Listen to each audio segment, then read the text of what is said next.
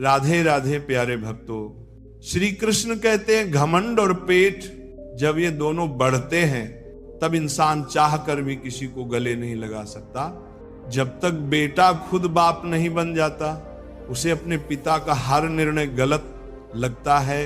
भरी हुई जेब आपको गलत रास्ते पर जरूर लेकर जा सकती है, लेकिन खाली जेब आपको जिंदगी का असली मतलब समझाती है। जो लोग सबकी परवाह करते हैं अक्सर उनकी परवाह करने वाला कोई नहीं होता। अगर कोई पूछे इस दुनिया में आपका अपना कौन है तो कह देना समय, क्योंकि अगर समय सही है तो सब अपने, वरना कोई नहीं।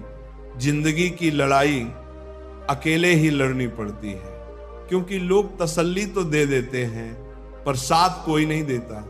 लोगों की फिक्र मत कीजिए, क्योंकि अगर आप नाकामयाब हैं तो लोग आपका मजाक बनाएंगे, और अगर आप कामयाब हैं तो वही लोग आपसे जलेंगे।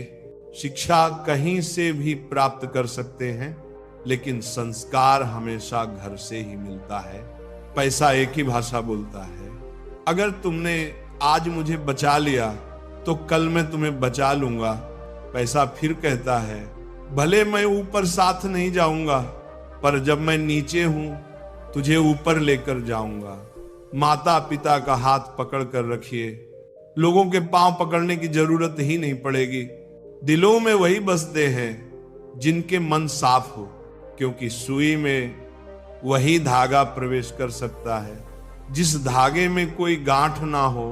बात किसी की अच्छाई की हो तो सब खामोश रहते हैं, लेकिन चर्चा अगर किसी की बुराई की हो तो गूंगे भी बोल उठते हैं। अगर कोई शख्स जिस पर आप सबसे ज्यादा भरोसा करते हो वह आपको धोखा दे दे या आपकी मदद के समय पलट जाए, तो ये मत सोचिएगा कि वो इंसान बदल गया। हकीकत तो यह है कि उसका नकाब उतर गया। जब बुरा वक्त आता है तो ऐसे लोगों के नकाब उतरते हैं, तो ये बुरा वक्त बुरा नहीं है, ये अच्छा वक्त है। जिसने आपको आने वाले कल के लिए सचेत कर दिया, उसने आपको बता दिया कि आप गलत आदमी पर भरोसा करके बैठे हुए हैं। दिल के सच्चे लोग भले ही जीवन में अकेले रह जाते हैं, लेकिन ऐसे लोगों का साथ भगवान जरूर देते हैं। मत चाहो किसी को इतना कि बाद में रोना पड़े, क्योंकि ये दुनिया दिल से नहीं जरूरत से प्यार करती है। बात कड़वी है पर सच है। पुत्र की परख विवाह के बाद, पुत्री की परख जवानी में, पति की परख पत्नी की बीमारी में, पत्नी की परख पति की गरीबी में, मित्र की परख मुसीबत में, भाई की परख लड़ाई में, बहन की परख जायदाद में, और औलाद की परख बुढ़ापे में होती है। तू मुझे संभालता है, ये तेरा उपकार है मेरे दाता, वरना तेरी मेहरबानी के लायक मेरी हस्ती कहां। मैं रोज गलती करता हूं, तू छुपाता है अपनी बरकत से। मैं मजबूर हूं अपनी आदत से, तू मशहूर है अपनी रहमत से। तू वैसा ही है जैसा मैं चाहता हूं, बस मुझे वैसा बना दे जैसा तू चाहता है। श्री कृष्ण कहते हैं जिंदगी की रेस में जो लोग आपको दौड़कर नहीं हरा पाते हैं वही आपको तोड़कर हराने की कोशिश करते हैं। कृष्ण कहते हैं मत सोच रे बंदे इतना जिंदगी के बारे में। मैंने ये जिंदगी दी है तो कुछ सोचा होगा तेरे बारे में। जरूरी नहीं कि हर समय जुबान पर भगवान का नाम आए, वह लम्हा भी भक्ति का ही होता है। जब इंसान इंसान के काम आए, दिया माटी का हो या फिर सोने का, ये महत्व की बात नहीं है, परंतु अंधेरे में प्रकाश कितना देता है ये महत्वपूर्ण बात है। इसी तरह कौन गरीब है या अमीर, ये महत्व की बात नहीं। वक्त पर कौन मददगार होता है ये महत्वपूर्ण बात है। जिंदगी एक खेल है, जीतोगे तो सफल बन जाओगे और हार जाओगे तो समझदार बन जाओगे। लेकिन सफल बनने के लिए पहले समझदार बनना जरूरी है। इसका मतलब जीतने से पहले हारना जरूरी है। निंदा से मत डरो, निंदा उसकी होती है जो जिंदा होता है। मरे हुए की तो बस तारीफ होती है। बुराई भी होना जरूरी है। अगर हर रोज तारीफ मिलेगी तो आप कभी जिंदगी में आगे नहीं बढ़ पाओगे। हमेशा ये बात याद रखना, ऊपर वाला अच्छे लोगों का इम्तिहान तो जरूर लेता है, पर साथ कभी नहीं छोड़ता। रिश्तों में वैसा ही संबंध होना चाहिए जैसा हाथ और आंख का होता है। हाथ पर चोट लगती है तो आंखों से आंसू निकलते हैं, और आंसू आने पर हाथ ही उनको साफ करता है। दिमाग से बने रिश्ते बाजार तक चलते हैं, और दिल से बनाए रिश्ते शमशान तक। बारात में दूल्हा सबसे पीछे और दुनिया आगे चलती है। मयत में जनाजा आगे और दुनिया पीछे चलती है। यानी दुनिया खुशी में आगे और दुख में पीछे हो जाती है। जब कोई दिल दुखाए तो सबसे बेहतर है कि हम चुप हो जाएं, क्योंकि जिन्हें हम जवाब नहीं देते उन्हें फिर वक्त जवाब देता है। जिंदगी में जितना शांत रहोगे उतना ही अपने आप को मजबूत पाओगे, क्योंकि लोहा ठंडा होने पर ही मजबूत होता है। जब ऊपर वाला आपसे कुछ वापस लेता है तो ये मत सोचो कि उसने आपको दंड दिया है। हो सकता है उसने आपका हाथ खाली किया हो, पहले से कुछ और बेहतर देने के लिए। कर्म वह नहीं जिसका परिणाम हमेशा सही हो, बल्कि सही कर्म वह है जिसका उद्देश्य कभी गलत ना हो। बेइज्जती का जवाब इतनी इज्जत से दीजिए कि सामने वाला भी शर्मिंदा हो जाए। कुछ रास्तों पर आप अकेले ही चलते हैं, ना कोई परिवार, ना कोई दोस्त, ना कोई साथी, बस आप और आपकी हिम्मत। सच्चा मित्र वही है जो उस समय में भी आपके साथ खड़ा हो जब सारी दुनिया आपके खिलाफ है। गीता में लिखा है, यदि कोई आपको अच्छा लगता है तो अच्छा वो नहीं, अच्छे आप हैं, क्योंकि उसमें अच्छाई देखने वाली नजर आपके पास है। अगर कोई अकेला है तो इसका मतलब ये नहीं कि उसे कोई पसंद नहीं करता, बल्कि वो अकेला इसलिए है क्योंकि उसने दुनिया की औकात जान ली है। जो इंसान बुरे समय में भी मेहनत करता रहता है, उसका बुरा समय भी अच्छे समय में बदल जाता है। ईश्वर की शरण में निस्वार्थ भाव से जाए, क्योंकि आपको क्या चाहिए ये उन्हें पता है। जिस इंसान को सच बोलने की आदत होती है, लोग सबसे ज्यादा गलत उसी को समझते हैं। भरोसा यदि श्री कृष्ण पर हो तो वो सिर्फ कृपा ही नहीं करते, सारथी भी बन जाते हैं। मीठा झूठ बोलने से अच्छा है कड़वा सच बोला जाए। इससे आपको सच्चे शत्रु जरूर मिलेंगे, लेकिन झूठे मित्र नहीं। बुरे कर्म करने नहीं पड़ते, हो जाते हैं, और अच्छे कर्म होते नहीं, करनी पड़ते हैं। लोग नजरअंदाज तभी करते हैं जब उन्हें कोई बेहतर मिल जाता है, या फिर स्वयं किसी बेहतर व्यक्ति की तलाश में होते हैं। इतना मत बोलिए कि लोग आपके चुप होने का इंतजार करें, बल्कि इतना बोलकर चुप हो जाइए कि लोग आपको दोबारा सुनने का इंतजार करें। खूबियां देखकर तो कितने ही प्यार जताएंगे। जिंदगी में जगह उसे दो जो कमियां देखकर भी साथ ना छोड़े। आजकल जरूरत से ज्यादा अच्छा होना भी जरूरत से ज्यादा जलील करवा देता है। कभी उसको नजरअंदाज ना करो जो तुम्हारी बहुत परवाह करता हो, वरना किसी दिन आपको एहसास होगा कि पत्थर जमा करते हुए आपने एक हीरा गवा दिया। जिंदगी का रास्ता बना बनाया नहीं मिलता, स्वयं को बनाना पड़ता है, और जिसने जैसा रास्ता बनाया है उसे वैसी ही मंजिल मिलती है। कभी कभी हम किसी चीज के लिए इतना परेशान हो जाते हैं कि हम ये भूल जाते हैं कि हमारे पास पहले से कितना कुछ है। जो मिला है उसकी कदर करना सीखो, और जो नहीं मिला उसके पीछे भागना छोड़ो। अगर तुम्हें लगता है कि जीवन ने तुम्हारे साथ अन्याय किया है तो थोड़ा धैर्य रखो। कुछ समय बाद जब तुम पीछे मुड़कर देखोगे तो तुम्हें समझ आएगा कि हर चीज अपने सही वक्त पर सही तरीके से हुई थी। कई बार जीवन तुम्हें किसी बड़े नुकसान से बचाने के लिए वो चीज नहीं देता जिसकी तुमने इच्छा की थी। इसलिए अगर कुछ छूट गया है तो दुखी मत हो, बल्कि ये सोचो कि शायद ये तुम्हारे भले के लिए हुआ है।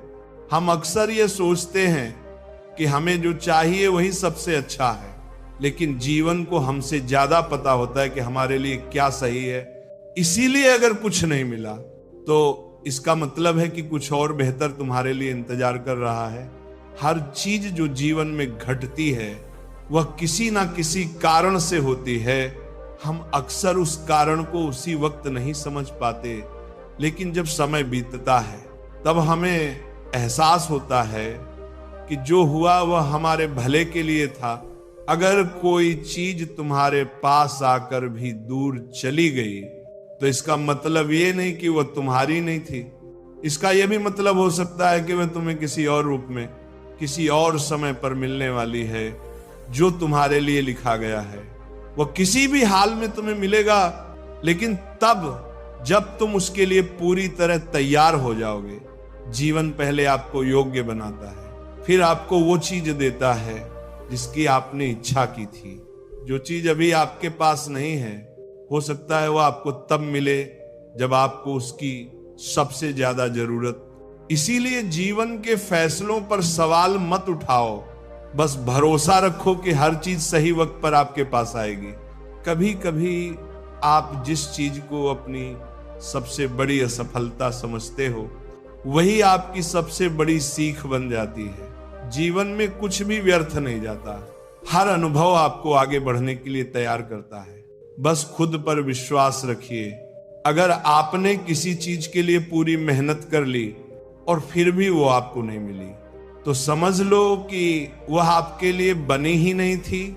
जीवन हमेशा आपको वही देगा जो आपके विकास के लिए आवश्यक होता है, जो आपके जीवन में होना तय है।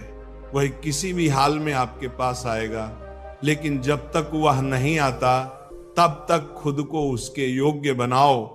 जीवन में कुछ भी संयोग से नहीं होता, हर चीज का अपना समय और कारण होता है।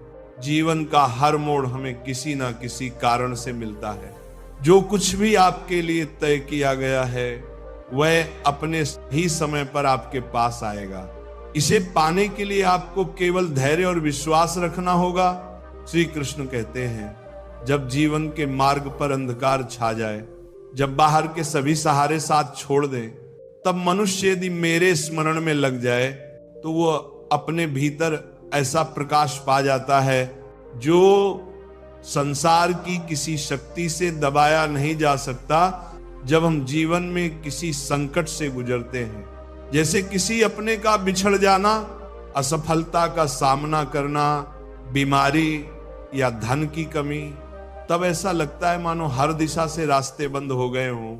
हम सोचते हैं कि अब क्या करें, किसका सहारा लें। ऐसे समय में अक्सर इंसान बाहरी सहायता ढूंढता है, किंतु उसे यह समझ नहीं आता कि असली शक्ति तो उसके भीतर है, और वह शक्ति जागती है भगवान के स्मरण से।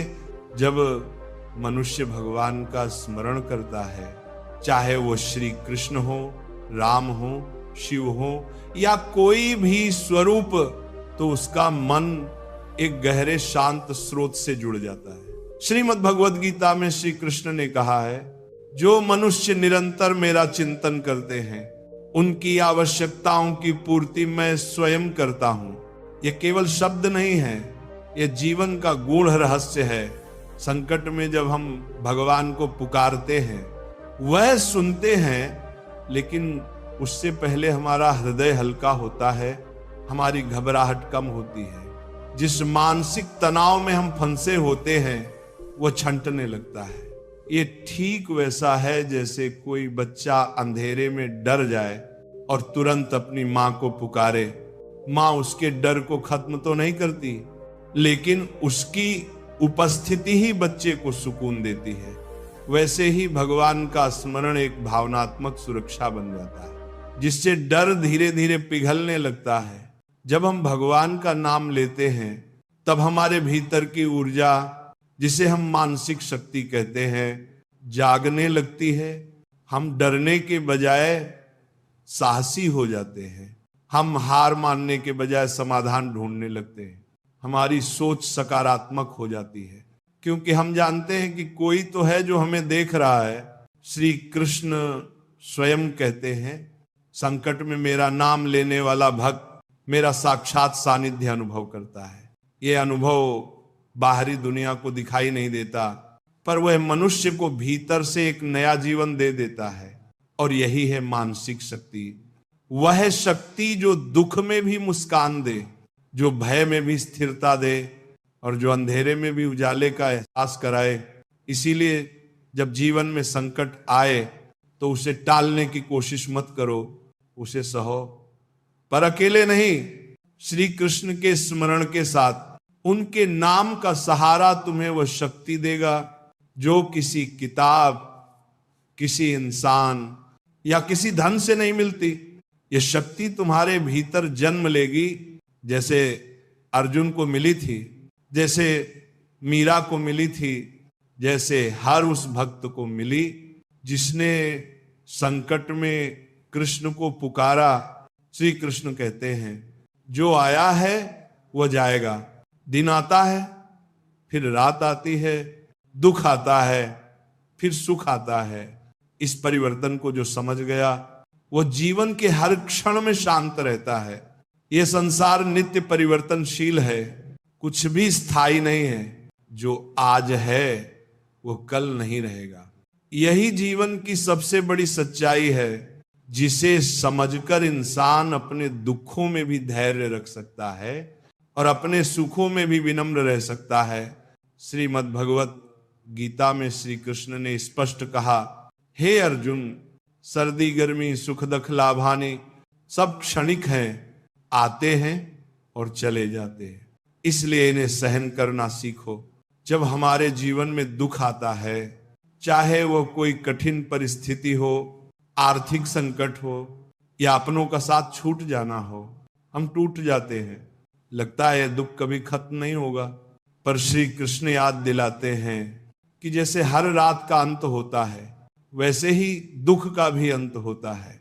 जैसे अंधकार के बाद उजाला आता है, वैसे ही हर पीड़ा के बाद सुकून आता है।